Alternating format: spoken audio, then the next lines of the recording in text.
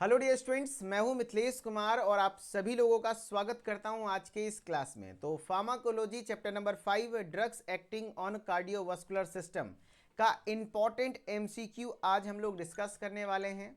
इसके important MCQ के लिए मैं 2 लेक्चर प्रिपेयर कर रहा हूं। पहला लेक्चर है ये पार्ट 1, जिसमें कि आपको मैं 20 क्वेश्चन करवाऊंगा और अगले पार्ट में और भी इस चैप्टर से इंपॉर्टेंट 20 क्वेश्चन करवाऊंगा, जो कि इस चैप्टर के कंसेप्ट को क्लियर करेगा और आपके एग्जाम में पूछे हुए प्रीवियस ईयर क्वेश्चन आपके एग्जाम में जो आता है वो भी रहेगा। ठीक है, तो इसलिए आप थोड़ा सा अच्छे से करेंगे और आपके एग्जाम में डायरेक्टली हिट करेगा यहां से क्वेश्चन। ठीक है, फर्स्ट क्वेश्चन है, heart beat less than 60 beats per minute is regarded as. बताइए इसको क्या कहेंगे? Bradycardia, tachycardia, hypotension, hypertension. Heart beat अगर 60 बीट्स पर मिनट से कम हो जाए तो वो टर्म क्या कहलाता है? वेरी गुड, ब्रेडिकार्डिया कहलाता है। तो जैसा कि हमने पढ़ा था कि जो नॉर्मल हार्ट बीट का रेट कितना होता है, नॉर्मल HBR यानी हार्ट बीट रेट होता है 72 बीट पर मिनट। क्या होता है? 72 बीट पर मिनट। क्या होता है? 72 बीट पर मिनट, है ना। नॉर्मल हार्ट बीट का रेट 70 से 72 होता है। ठीक है, लेकिन अगर हार्ट रेट 60 से भी कम हो जाए, यानी कि 60 बीट पर मिनट से कम हो जाए, तो वो कंडीशन ब्रेडिकार्डिया कहलाता है। और टेकिकार्डिया क्या है? तो मैंने ट्रिक बताया है, टक टक टक टक टक टक, यानी कि हार्ट रेट बढ़ गया, टक टक टक टक टक। यानी कि टेकिकार्डिया में अगर जो heart rate more than 100 beat per minute हो जाए, यानी कि 100 बीट से ज़्यादा हो जाए, तो वो टेकिकार्डिया कहलाता है। और हाइपोटेंशन में blood pressure more less than 120/80, यानी 120/80 से अगर ब्लड प्रेशर कम हो जाए तो वो आपका हाइपोटेंशन होता है। एंड हाइपरटेंशन 130/80 से ज़्यादा हो जाए लगातार ब्लड प्रेशर, तो उसको हम लोग कहते हैं हाइपरटेंशन। यानी कि आप चारों टर्म को देख लीजिए, ध्यान से सुनिएगा, आपके एग्जाम में छोटे छोटे डेफिनेशन भी आ सकते हैं 1 नंबर में लिखने के लिए, या फिल इन द ब्लैंक्स या एमसीक्यू के फॉर्मेट में। Bradycardia refers to a heart rate that is less than 60 beat per minute, यानी कि अगर जो आपके एरिदमिया, एरिदमिया एक डिजीज होता है जिसको हम लोग हार्ट बीट का रेट अगर जो डिसरिदम हो जाए, यानी कि बढ़ जाए या घट जाए, तो उसको एक रिदम में बीट होता है ना, आपके हार्ट का जो दिल का जो धड़कन है एक रिदम में है, यानी कि एक फ्लो में चलता है। जैसे कि आपका कह सकते हैं कि 72 बीट पर मिनट धड़केगा, एक फिक्स है, इस तरीके से चलेगा, 70 72 75, उससे ज़्यादा नहीं नॉर्मल केस में। लेकिन अगर जो ये रिदम गड़बड़ हुआ तो उस कंडीशन को एरिदमिया कहते हैं। और रिदम गड़बड़ या तो घटना हो सकता है या तो बढ़ना हो सकता है। तो घटता है तो उसको हम लोग ब्रेडिकार्डिया कहते हैं, और वो हो जाता है slow heart rate less than 60 beat per minute. जबकि टेकिकार्डिया में आपका फास्ट हार्ट बीट का रेट होता है more than 100 beat per minute, है ना, ध्यान रखिएगा। एंड ये आपका हो जाएगा, इधर देखिए ब्रेडिकार्डिया का जब आप ईसीजी देखेंगे, ईसीजी इलेक्ट्रोकार्डियोग्राम होता है ना, जो कि आपके हार्ट के इलेक्ट्रिकल इंपल्स को चेक करने के लिए किया जाता है। तो जब आप ब्रेडिकार्डिया का हार्ट ईसीजी देखेंगे तो वहां पर आपको बहुत ज़्यादा गैप दिखेगा ये वाला बीट के बीच में। ये वेंट्रिकुलर सिस्टोल को दिखाता है, तो वेंट्रिकुलर सिस्टोल के बीच में काफ़ी सारा गैप है। जबकि टेकिकार्डिया में ये गैप एकदम से कम हो जाएगा, एकदम से कम हो जाएगा, धक धक धक धक धक धक ज़्यादा हो जाएगा। तो इस कंडीशन को टेकिकार्डिया कहेंगे, इस कंडीशन को ब्रेडिकार्डिया कहेंगे। ठीक है, तो वही बोल रहा है, bradycardia refers to less than 60 beats per minute, जबकि टेकिकार्डिया हो जाएगा refers to heart rate that is greater than 100 beats per minute, यानी कि 100 बीट पर मिनट से ज़्यादा हो जाए। हाइपोटेंशन की अगर बात करें तो refers to low blood pressure, है ना, ब्लड प्रेशर कम हो जाएगा तो उसको हाइपोटेंशन कहेंगे। Very good. And hypertension refers to high blood pressure, यानी कि ब्लड प्रेशर अगर जो ज़्यादा हो जाए तो वो आपका हाइपरटेंशन होता है। यहाँ बीपीएम लिखा हुआ है, इसका मतलब होता है बीट पर मिनट, और बीएमपी मिस्टेक हुआ है, बीपीएम ही होगा, बीट पर मिनट। ठीक है, वेरी गुड। चलो नेक्स्ट क्वेश्चन है आपका, identify the calcium channel blocker. इसमें से कौन सा कैल्शियम चैनल ब्लॉकर है? बताइए। क्विनिडीन, लिडोकेन, वेरापेमिल एंड प्रोपेनोलॉल, क्या कहते हैं, प्रोपेनोलॉल। बताइए इसमें से कौन सा कैल्शियम चैनल ब्लॉकर है? कौन है जो कि कैल्शियम चैनल को ब्लॉक करता है? तो कैल्शियम चैनल को ब्लॉक करने वाला इसमें ड्रग क्या हो जाएगा? वेरापेमिल। याद कीजिए, हमने कैल्शियम चैनल ब्लॉकर आपको पढ़ाया था, तो उसमें बताया था इसमें सबसे ज़्यादा जो होते हैं 3 प्रकार का कैल्शियम चैनल ब्लॉकर होता है। एक तो होता है फिनाइल एल्केलामाइन, है ना, एल्काइल एमाइन, है ना, और एक होता है बेंजोथाइजेपाइन, एंड एक हो जाता है डाईहाइड्रोपाइरिनिडीन्स, ठीक है ना। तो 3 प्रकार के हैं। जो सबसे ज्यादा कॉमन टाइप है वो डाईहाइड्रोपाइरिडीन्स है, उसके लास्ट में पिन लगा होता है। देखो, निफेडिपिन, एम्लोडिपिन, लेकिडिपिन, है ना, बेंडिडिपिन, निमोडिपिन, फेलोडिपिन, बहुत सारे ड्रग है जिसके लास्ट में पिन लग जाए। तो हमने इसका ट्रिक भी बनाया है कि गाना भी याद है, याद कीजिए, लगाई दही चोलिया के हुक राजा जी। तो आपको याद रखना है लगाई दही सड़िया के पिन राजा जी। और पिन लगाना, और पिन कब लगाएंगे, आज या कल। कल मतलब कैल्शियम, तो कैल्शियम चैनल ब्लॉकर जो होता है लास्ट में पिन रहता है। लेकिन एक उसमें अलग है वेरापेमिल और डिल्टिएजाम, जो कि एक्सेप्शन है इस ट्रिक का, जिसमें पिन नहीं रहेगा लेकिन फिर भी वो कैल्शियम चैनल ब्लॉकर होता है, वेरापेमिल और डिल्टिएजाम। कैल्शियम चैनल को ब्लॉक कर रहा है, यानी कि कैल्शियम की एंट्री नहीं होगी तो वो मसल रिलैक्स हो जाएगा, ब्लड वेसल्स को रिलैक्स करता है। इसका उपयोग हम लोग एंटी हाइपरटेंसिव के तौर पर भी कर सकते हैं, ब्लड प्रेशर को भी कम करेगा। और अगर बात करें लीडोकेन, लीडोकेन क्या है, याद करो, लीडोकेन आपका इसके बारे में भी, ये भी बड़ा पॉपुलर दवा है, सबके बारे में लिखिए। ये जो लीडोकेन ड्रग है, सीधा सीधा सवाल बनेगा, ये क्या है, लोकल एनेस्थेटिक है ना, लोकल एनेस्थेटिक है। ये क्या है, लोकल एनेस्थेटिक है, वेरी गुड। ये किस चैनल को ब्लॉक करता है, सोडियम की एंट्री को ब्लॉक करता है, सोडियम चैनल को ब्लॉक करता है, सोडियम के वोल्टेज गेटेड आयन चैनल जो होते हैं उसको ब्लॉक करता है, और ये लोकल एनेस्थेटिक है लीडोकेन। जबकि प्रोपेनोलॉल ये किसको ब्लॉक करता है, बीटा ब्लॉकर है, बीटा ब्लॉकर है, पता है ना, जो हार्ट बीट के रेट को कम करेगा। और क्विनिडीन एंटी मलेरियल ड्रग है, ये एंटी मलेरियल ड्रग है। तीनों के बारे में अच्छे चारों ऑप्शन से सवाल बनेंगे। एंटी मलेरियल ड्रग है, यानी मलेरिया के ट्रीटमेंट में यूज होता है। क्विनिडीन, क्विनिन, ये सब चीजें हैं जो सिंकोना प्लांट से प्राप्त होता है, फर्स्ट ईयर में आपने पढ़ा होगा कुग्नोसी में, क्विनिडीन, है ना। Very good, very good. Next हम लोग पढ़ते हैं question, which one of the following drug has positive ionotropic and negative chronotropic action. पहले तो इसका मतलब समझना होगा क्या होता है, किसका मतलब। सवाल है, ये सब गवर्नमेंट फार्मासिस्ट में पूछा हुआ सवाल है जो कि आपके लिए एग्जिट एग्जाम में पूछा जा सकता है, लेकिन आपको पढ़ना जरूरी है, ठीक है। कह रहा है क्या, which one of the following drug have positive ionotropic. Positive ionotropic का मतलब क्या है और निगेटिव क्रोनोट्रोपिक का मतलब क्या है, पहले तो उसका मतलब समझेंगे तभी तो आप समझ पाएंगे। तो आयोनोट्रोपिक का मतलब होता है कि जो कॉन्ट्रैक्शन कर रहा है ना, हार्ट का कॉन्ट्रैक्शन, तो फोर्स ऑफ कॉन्ट्रैक्शन को बढ़ाना या घटाना, है ना। तो आयोनोट्रोपिक का मतलब है कि आपके फोर्स ऑफ कॉन्ट्रैक्शन, जो हार्ट कॉन्ट्रैक्ट कर रहा है हार्ट बीट करने टाइम में, तो उस फोर्स ऑफ कॉन्ट्रैक्शन में चेंजेस करना। अगर जो बढ़ाएगा तो पॉजिटिव आयोनोट्रोपिक इफेक्ट, यानी कि हार्ट का कॉन्ट्रैक्शन तेजी से होगा। और अगर जो घटाएगा कॉन्ट्रैक्शन का रेट नहीं, कॉन्ट्रैक्शन का पावर, फोर्स, तो वो हो जाएगा निगेटिव आयोनोट्रोपिक। और क्रोनोट्रोपिक का मतलब है जो हार्ट बीट के रेट को बढ़ाए, है ना, हार्ट बीट के धक धक धक धक धक बीट के रेट को बढ़ाए, उसको क्रोनोट्रोपिक एक्शन कहते हैं, बढ़ाए या घटाए। तो निगेटिव में मतलब क्या हुआ, ये हार्ट बीट के रेट को घटाएगा।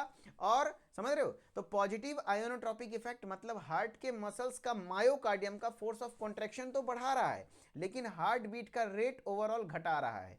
तो वो कौन ड्रग है, तो याद कीजिए cardiotonic drugs.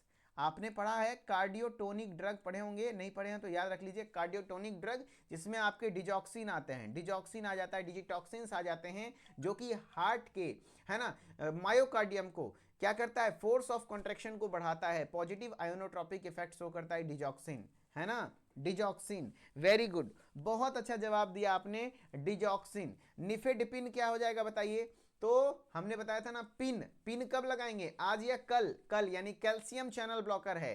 Amlodipine calcium channel blocker है। और ये डोपामिन, डोपामिन तो याद करो कौन सा रिसेप्टर है, सॉरी कौन सा न्यूरोट्रांसमीटर है, ये एक इनहिबिटरी न्यूरोट्रांसमीटर है, जिसको हैप्पी हार्मोन्स भी कह सकते हैं। अगर ये रिलीज होता है तो अच्छा लगता है ना।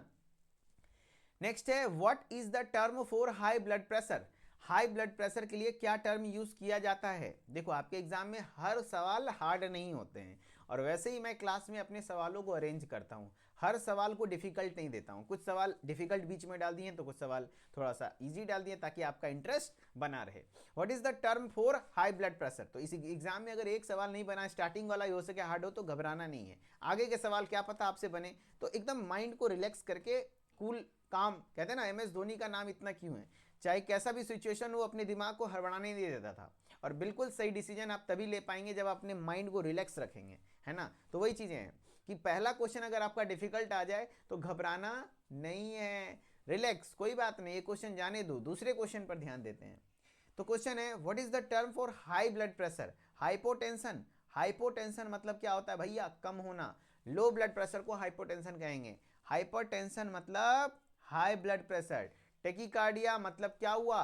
टेकिकार्डिया, कहीं पे भी टेकी वर्ड लगता है यानी कि क्या होता है? बढ़ना, टक टक टक टक टक, मैंने बताया टक टक टक टक टक टक टक टक टक टक टक टक, यानी क्या होगा? टक टक टक, वर्ड याद है, बढ़ना। टेकिकार्डिया, कार्डिया मतलब हार्ट से रिलेटेड है, तो हार्ट बीट का रेट बढ़ेगा, जबकि ब्रेडिकार्डिया में घटेगा।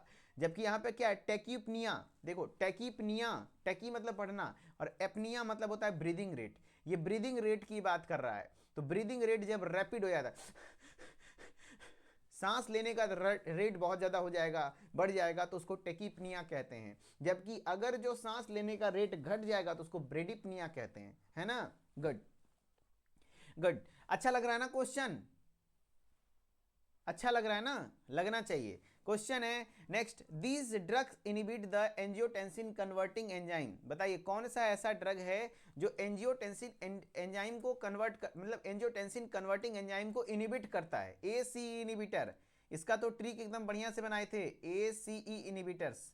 इसीलिए कहता हूं भैया ऐप पर जो लाइव क्लासेस चलती हैं ज्वाइन किया कीजिए, है ना, नहीं तो फिर बहुत पछताइएगा। देखिए जितने भी बच्चे पढ़े हैं लाइव क्लास में तुरंत से जवाब देंगे, तुरंत से, विद इन मिनट। सिंपल से कहना कह रहा है कौन सा ड्रग ACE को इनिबिट करता है, यानी एंजियोटेंसिन कन्वर्टिंग एंजाइम को इनिबिट करता है। तो हमने बताया था ACE इनिबिटर्स के अंतर्गत कौन कौन से ड्रग्स आते हैं। देखिए एंजियोटेंसिन कन्वर्टिंग एंजाइम, पता है क्या होता है? चलो आपको दिखाता हूं। एक सिस्टम है RAAS, renin angiotensin aldosterone system, जो कि आपकी बॉडी में चलता है, ठीक है। तो आपके लिवर में बनता है एंजियोटेंसिनोजेन और उससे आपका किडनी रिलीज करता है रेनिन, है ना। तो रेनिन रिलीज करता है और ये रेनिन क्या करता है? एंजियोटेंसिनोजेन को एंजियोटेंसिन 1 में कन्वर्ट करता है। और ये एंजियोटेंसिन 1 को आपका लंग्स जो है ACE बनाता है, जिसको एंजियोटेंसिन कन्वर्टिंग एंजाइम है। ये क्या करता है? एंजियोटेंसिन 2 में कन्वर्ट करता है। एंड एंजियोटेंसिन 2 फिर तबाह मचाता है। सबसे पहले तो क्या करता है? आर्ट्रियोल्स को कॉन्स्ट्रिक्ट करता है, यानी कि जो ब्लड वेसल्स है उसको कॉन्स्ट्रिक्ट करेगा, जिससे ब्लड प्रेशर बढ़ेगा। दूसरा काम जो आपके एड्रिनल कॉर्टेक्स है, यानी कि किडनी के ऊपर जो एड्रिनल ग्लैंड है उसका जो आउटर पार्ट है एड्रिनल कॉर्टेक्स, उसको स्टिमुलेट करेगा कि बाबू एल्डोस्टेरॉन रिलीज करो। और एल्डोस्टेरॉन रिलीज करेगा तो किडनी को बोलेगा बाबू NaCl का रीअब्जॉर्प्शन कराओ, यानी कि नमक का रीअब्जॉर्प्शन कराओ, NaCl का रीअब्जॉर्प्शन कराओ और वाटर को रिटेन करो, वाटर को रिटेन करो। वाटर को रिटेन करेगा तो ब्लड वॉल्यूम बढ़ेगा। NaCl पता ही है ब्लड प्रेशर, यानी ओवरऑल ये ब्लड प्रेशर को बढ़ा देगा, ब्लड प्रेशर को बढ़ा देगा। तो ऐसे कंडीशन में जब आपका हाइपरटेंशन होता है तो RAS सिस्टम ओवर एक्टिव हो जाता है, यानी ज़्यादा हो जाता है। जब तक इसेंशियल ब्लड प्रेशर है तब तक तो ठीक है, लेकिन ज़्यादा हो जाएगा तो उसको हम लोग हाइपरटेंशन कहते हैं। तो हाइपरटेंशन को ट्रीट करने के लिए एंटी हाइपरटेंसिव दवा दी जाती है। और एंटी हाइपरटेंसिव में हम क्या करें कि ये एंजियोटेंसिन 2 को बनने ही नहीं देंगे, ये एंजियोटेंसिन 2 को बनने ही नहीं देंगे। तो इसका तरीका है कि हम ACE को इनिबिट कर देते हैं, इनिबिट कर देते हैं। ACE को क्या कर देते हैं? इनिबिट करते हैं, यानी एंजियोटेंसिन कन्वर्टिंग एंजाइम को ही इनिबिट कर देंगे। ये अगर इसको ब्लॉक कर देंगे, है ना, यदि ये रास्ता ही ब्लॉक कर देंगे तो ये कन्वर्ट नहीं होगा और ये बनेगा नहीं, तो ये तहलका नहीं मचाएगा, यानी कि ब्लड प्रेशर नॉर्मल हो जाएगा। तो यहाँ पर ACE इनिबिटर्स के बारे में, और ACE इनिबिटर्स के ड्रग में क्या क्या थे? कैप्टोप्रिल, एनेलाप्रिल, लिसिनोप्रिल, रेमिप्रिल, पेरिडिनोप्रिल, फोसियोनोप्रिल, है ना, ट्रेनोड्रोप्रिल, क्विनिप्रिल, है ना, बेंजाप्रिल। लेकिन याद कैसे रखे सर? तो याद रखने के लिए हम, है ना, याद कीजिए, लगाई दी AC, है ना, गर्मी का दिन आ रहा है ना, तो AC वाला बात था ना, तो याद कीजिए अगर AC को इनिबिट करेंगे, AC को बंद करेंगे तो आपका शरीर क्या हो जाएगा? आपकी रानी एकदम परपरा जाएगी, परपरा जाएगा। तो AC को इनिबिट करेंगे यानी परपरा जाएगा। अरे सिंपल समझो, अगर AC को बंद करेंगे ना तो जो आपकी रानी है वो परपरा जाएगी। तो यानी लास्ट में प्रिल वर्ड, परपराना यानी प्रिल, लास्ट में जिसमें भी प्रिल वर्ड है वो सब ACE इनिबिटर है। ACE इनिबिटर, इनिबिटर मतलब ब्लॉक करना, समझ सकते हो ना, यानी AC बंद करेंगे परपरा जाएगा, इसका ट्रिक है। तो देखो कैप्टोप्रिल लास्ट में परपराना है प्रिल, एनेलाप्रिल लास्ट में परपराना है, रेमिप्रिल लास्ट में परपराना है, तो सब angiotensin and converting enzyme inhibitors है, यानी ये तीनों ACE इनिबिटर है ना। है ना। चलिए तो ठीक है, फरफराना मतलब एकदम से पूरा परेशान हो जाना होता है ना, ये अपना लैंग्वेज है। चलिए ठीक है, अरे भैया इसका कुछ मतलब नहीं है, याद रखने का तरीका है अपना अपना। चलो नेक्स्ट क्वेश्चन है, इन कंजेस्टिव कार्डियक फेल्योर, CCF, उसी को CHF भी बोल सकते हैं, कार्डियक हार्ट फेल्योर, है ना, तो अलग चीज नहीं है, हार्ट फेल्योर की बात हो रही है। Digitalis glycoside are use to because it increases, बताओ डिजिटैलिस का उपयोग क्यों करते हैं हार्ट फेल्योर के केस में, क्यों करते हैं? क्या ये हार्ट रेट को बढ़ाता है? क्या कह रहा है? इंक्रीजेस, किस चीज को बढ़ाता है? हार्ट रेट को बढ़ाता है। हार्ट रेट यानी chronotropic action, no, heart rate को नहीं बढ़ाता है। Force of myocardial contraction, yes, heart का जो मसल है मायोकार्डियम, उसके फोर्स ऑफ कॉन्ट्रैक्शन को बढ़ा देता है, जिससे कि पॉजिटिव आयोनोट्रॉपिक इफेक्ट होता है, जिससे कि कार्डियक आउटपुट बढ़ जाता है। ज्यादा हचाक देके मारेगा ज्यादा फोर्स से तो ज्यादा ब्लड सप्लाई होगा पूरे बॉडी में, है ना। तो आंसर क्या हो जाएगा? बी, यानी फोर्स ऑफ मायोकार्डियल कॉन्ट्रैक्शन। और जिस बच्चे को नहीं समझ में आ रहा है, क्वेश्चन तो लगभग सारे बच्चों को समझ में आ रहा होगा, और जिसको नहीं समझ में आ रहा है उनके लिए एक ही रिक्वेस्ट है कि भैया जो लाइव क्लासेस चलती हैं ऐप पर उसको छोड़ना, यानी कि आपका डी फार्मा में सत्यानाश होगा, समझ रहे हैं, सेकेंड ईयर में, समझ रहे हैं। तो जो भी बच्चे कोर्सेज में हैं तब तो अच्छी बात है, ज्वाइन करिए, मतलब लाइव क्लास को पढ़िए, और नहीं है तो भैया पढ़ना शुरू कीजिए, क्या, तभी तो हमारे लाइव वाले बच्चों के साथ आप भी धूम मचाइएगा। चलिए तो आंसर है force of myocardial contraction, very good. देखिए तो नेक्स्ट क्वेश्चन कितने अच्छे तरीके से जवाब देंगे। Preparation of digitalis is used in the treatment of, digitalis cardiotonic drug है ना, ठीक है। चलिए इधर देखिए, preparation of digitalis is used in the treatment of hypertension, या फिर गॉट, या फिर मायोकार्डियल इन्फार्क्शन, या कंजेस्टिव कार्डियक फेल्योर। हाइपरटेंशन यानी हाई ब्लड प्रेशर में डिजिटैलिस का उपयोग नहीं करते हैं। गॉट यानी गठिया, जोड़ों का दर्द में कहां से यूज होगा? मायोकार्डियल इन्फार्क्शन यानी हार्ट अटैक में इसका उपयोग नहीं करते हैं, करते हैं हार्ट फेल्योर के केस में, है ना। देखिए तो सारे बच्चे आंसर सही कर रहे हैं, है ना। नेक्स्ट है, drugs most commonly used in chronic heart failure are, है ना, drugs most commonly used in chronic heart failure are, बताइए ड्रग्स, कौन से ड्रग्स जो कि क्रोनिक हार्ट फेल्योर यानी CHF, उसी को chronic heart failure, congestive heart failure, heart fail की बात कर रहा है, किस किस क्लास की ड्रग्स का इस्तेमाल होता है? कार्डियक ग्लाइकोसाइड, हाँ होता है, मैंने बताया ना कार्डियक ग्लाइकोसाइड का इस्तेमाल होता है, डिजिटैलिस वही तो है।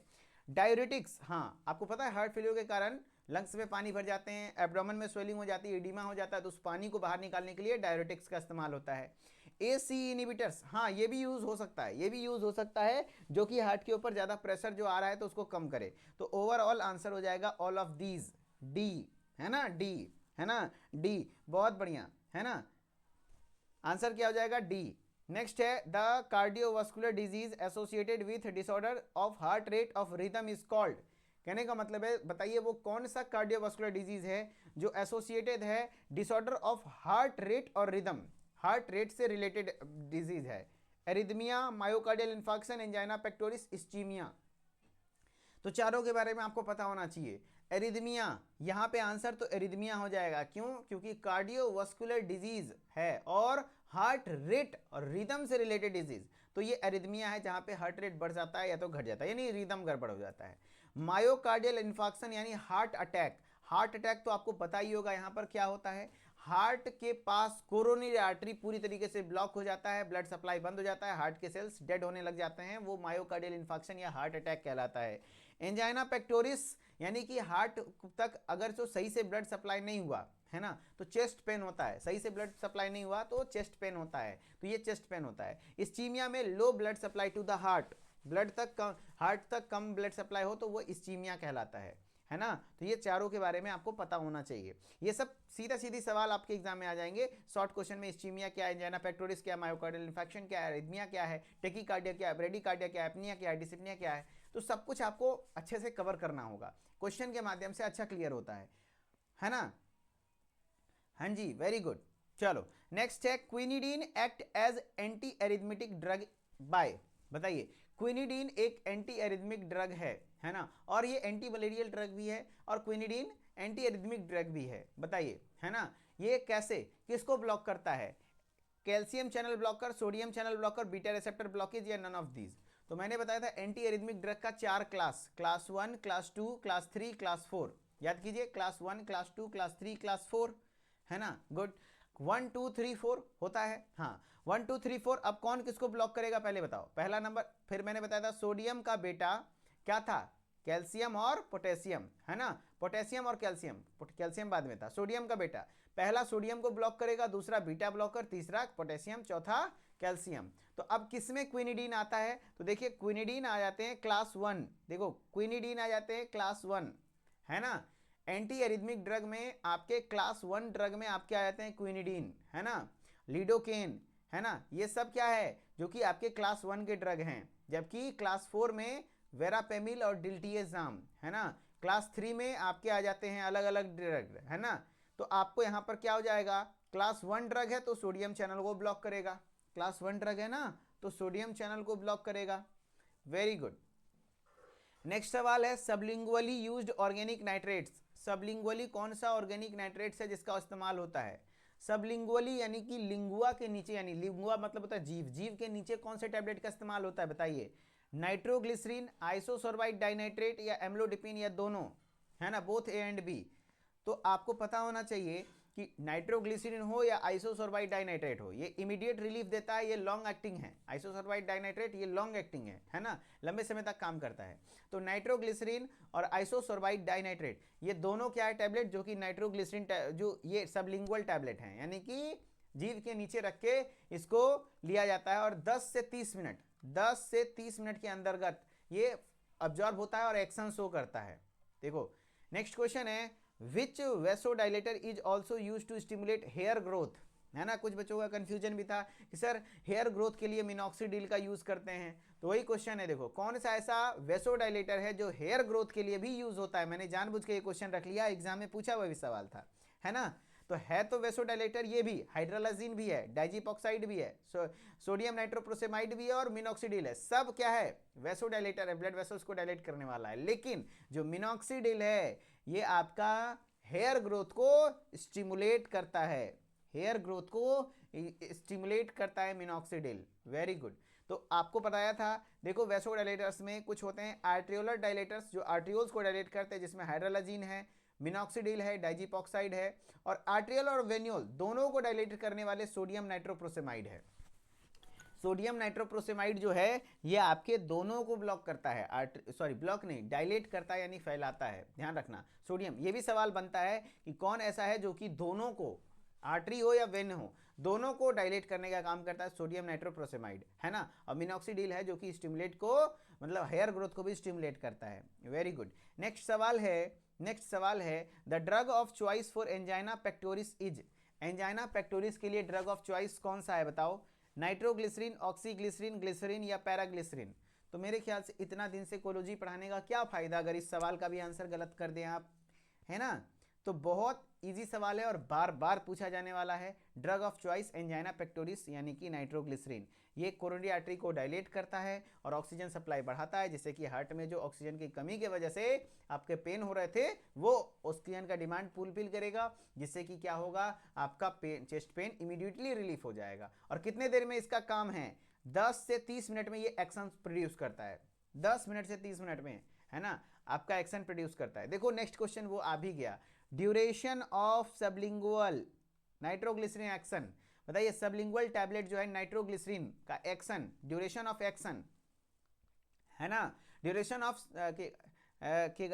Of action. देखो थोड़ा सा क्वेश्चन मिसप्रिंट हुआ है, ड्यूरेशन ऑफ एक्शन, है ना, action of nitroglycerin sublingual is, ऐसे सवाल बनना चाहिए था। तो सवाल तो आप समझ गए होंगे, 10 से 30 मिनट, 6 से 8 घंटे, 3 से 5 मिनट या फिर 1.5 to 2 hours.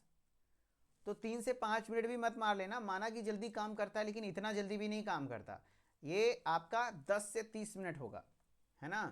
Very good. Next है, ओ माय गॉड, क्वेश्चन का आंसर छुपाओ, आंसर छुपाओ।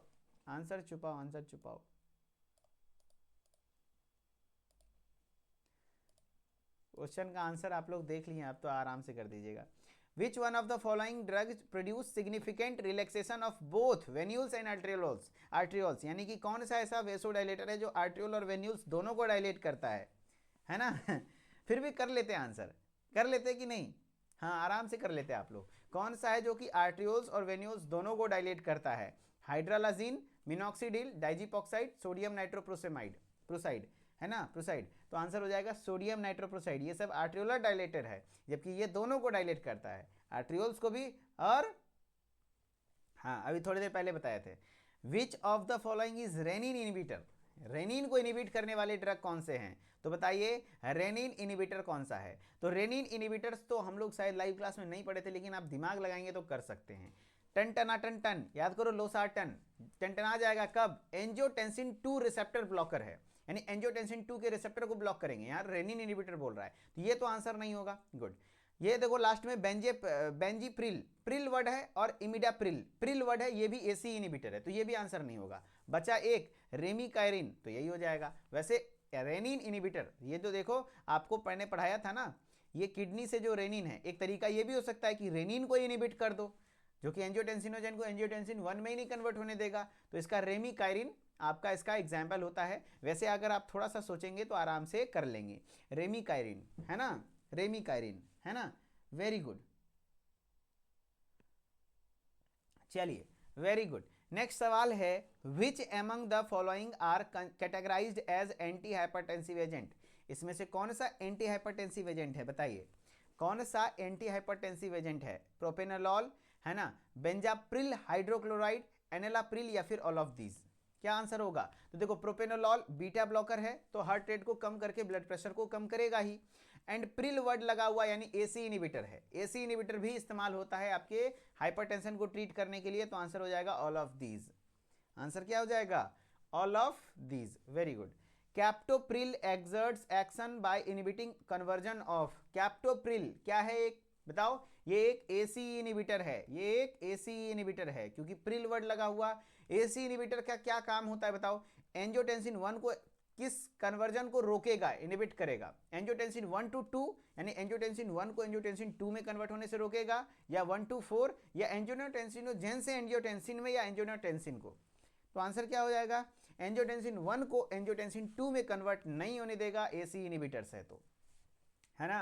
आंसर हो जाएगा ए। बहुत बढ़िया, है ना। देखो एसी इनिबिटर देंगे तो एंजियोटेंसिन 1 को एंजियोटेंसिन 2 में कन्वर्ट नहीं होने देगा। Very good. क्वेश्चन है ईसीजी इलेक्ट्रोकार्डियोग्राम, जो कि हार्ट के इलेक्ट्रिकल की कहते हैं इलेक्ट्रिकल इंपल्स को चेक करने के लिए किया जाता है, पता होगा। ECG is detect to the problems associated with heart, which of the following serves the same function of brain, यानी ब्रेन के इलेक्ट्रिकल एक्टिविटी को चेक करने के लिए कौन सा होता है जांच? ईकेजी, ईईजी, ईसीजी, या ईबीजी? तो ध्यान रखिएगा कि आपका जो ब्रेन के लिए होता है, जैसे हार्ट के लिए ईसीजी होता है, वैसे ब्रेन के लिए ईईजी होता है ना, ईईजी। अगर आप देखेंगे ईईजी का फुल फॉर्म तो इलेक्ट्रॉन इंसेफेलोग्राम होता है ना, इलेक्ट्रो इंसेफेलोग्राम, है ना। जैसे इलेक्ट्रोकार्डियोग्राम होता है ईसीजी का इलेक्ट्रोकार्डियोग्राम, तो उसका हो जाता है इलेक्ट्रो, है ना, इंसेफेलोग्राम। ये आपके ईईजी का इस्तेमाल होता है detect electrical activity in the brain, brain की इलेक्ट्रिकल एक्टिविटी को डिटेक्ट करने के लिए, जबकि ईसीजी का इस्तेमाल होता है डिटेक्ट करने के लिए electrical activity in the heart, heart की इलेक्ट्रिकल एक्टिविटी को, है ना, एक्टिविटी को डिटेक्ट करने के लिए। गुड, चलिए अच्छे से याद कर लिए। नेक्स्ट क्वेश्चन है, the term coronary artery disease is use to designate all of the following condition except, है ना। बताइए, कहने का मतलब है कि कोरोनरी आर्टरी डिजीज इसमें से कौन सा नहीं है, एक्सेप्ट वर्ड हो गया, यानी कहने का मतलब है the term coronary artery disease is used to designate all the following condition except, except word लग जाए मतलब कौन सा नहीं है, नहीं, कौन सा नहीं है बताओ।